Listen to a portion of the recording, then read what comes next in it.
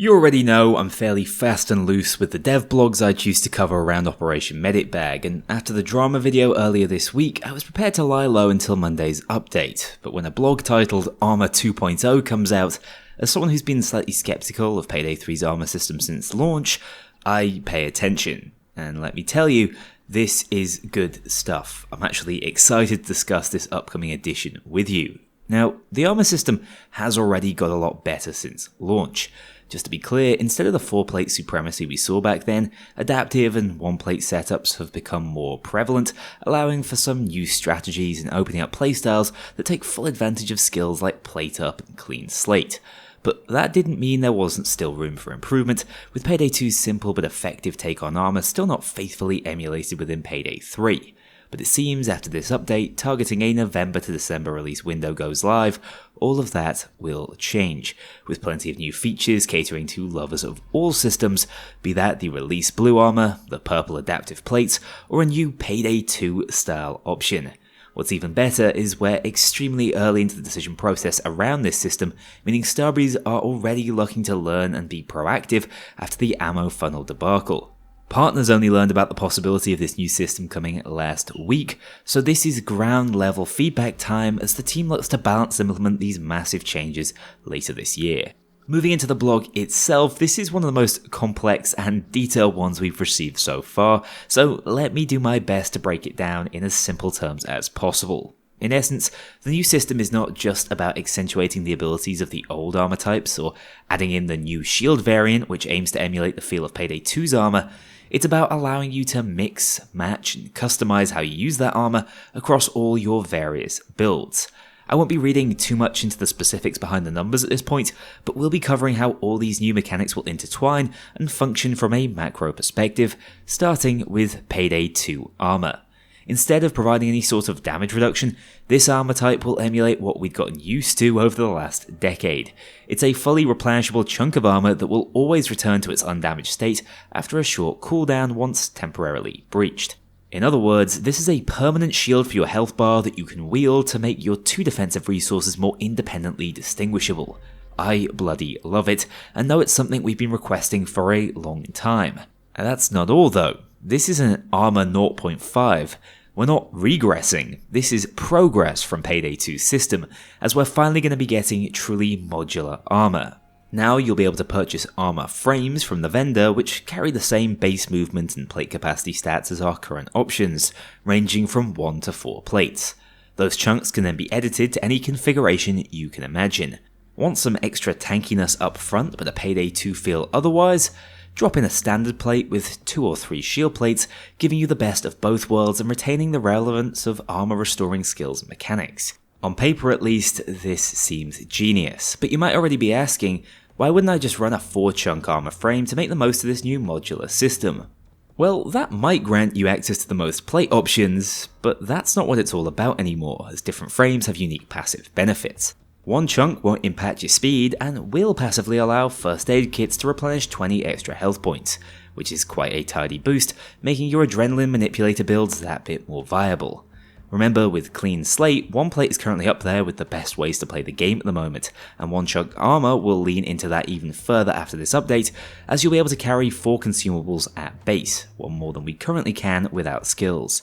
The penalty is a 20% hit to max ammo capacity, as you won't have as many pockets to store bullets in. For 2 chunk, you'll notice a small movement penalty, 3 consumable slots, and standard ammo capacity.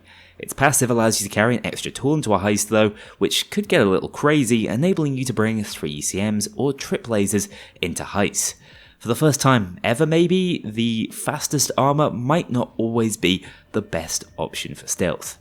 For 3 chunk, we drop down to a medium speed penalty and only 2 consumables can be carried at once, but the trade-off is 20% additional ammo capacity and a passive that regens throwables if you don't have any every 10 seconds, meaning all throwable builds won't be entirely dependent on running the Scrounger skill now.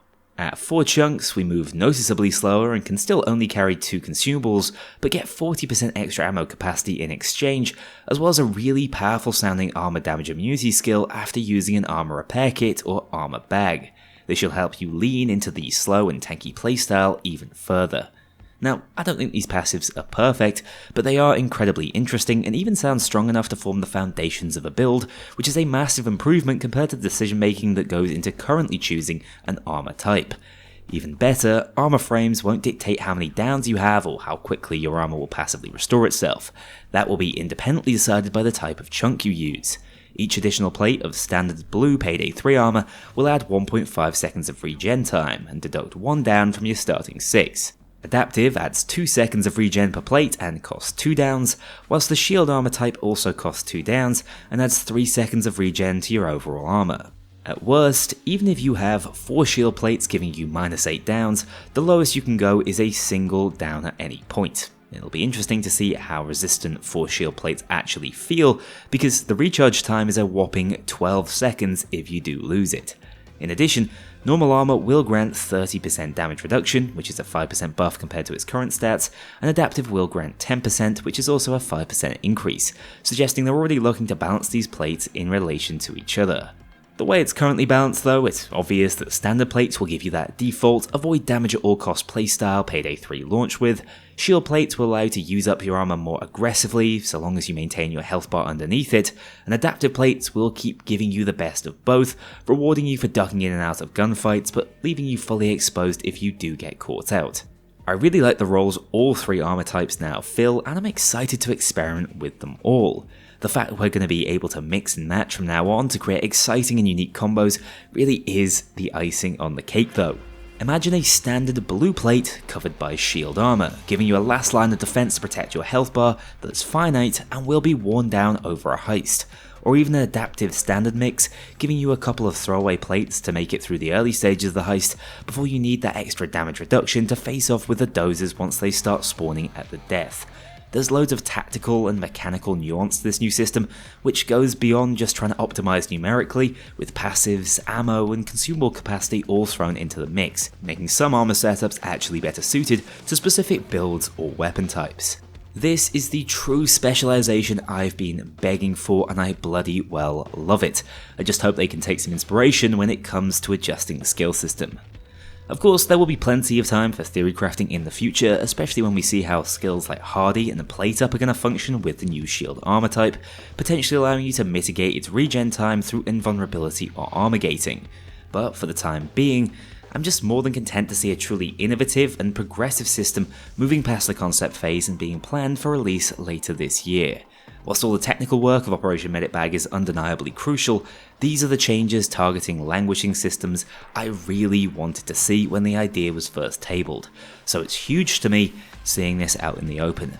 There is obviously discussion to have around how easy to understand this system will be and the increased build complexity it will naturally bring, but when the system allows you to play almost exactly how you did before if you wanted to without requiring any additional mental bandwidth, I'd say it's not overcomplicating anything. But if you want to push this system further and really lean into the perfect combinations of armor and passives, that's also possible. To me, that places it in the Goldilocks zone, in between pick up and play, and like reading War and Peace to understand its mechanical nuances. This will now be a core element of building your heister, and you're free to make of it what you will. Just slap together a few shield plates for the authentic, aggressive Payday 2 style, or craft a perfectly balanced plate concoction that matches the cadence of an assault wave. It's now entirely in your hands. What I will say is that there will probably be lots of ways to break the system on launch. That's just to be expected. There will likely be several dominant strategies, but I'm hopeful they can balance it well enough that it becomes more of a preferred playstyle choice rather than a decision that moves solely with the meta. It's also worth mentioning that whilst all frames offer 6 downs, we don't yet know if it's possible to go plateless and just rely on adrenaline, or maybe look to utilise the passives any frame offers without all the downsides. It'll be interesting to see if no armor is going to be another playstyle that this new system opens up. Aside from all the nuances for the moment, I'm just happy they're trying to appeal to everyone in the community with this. They could have so easily ripped out the core of what Payday 3 was as a last gasp attempt to win back fans from the previous games, but instead they've looked to develop and expand what we started with. It's a fairly good sign for the future and longevity of the game. In truth, if you don't want to interact with any of the new systems, you really don't have to. You'll just receive a few nice buffs to your original style of play. but it also gives players who were staunchly against the new Payday 3 armor types an opportunity to see them in a different light and potentially interact and benefit from their new mechanics, which have previously been viewed as a burden of this clumsy new system.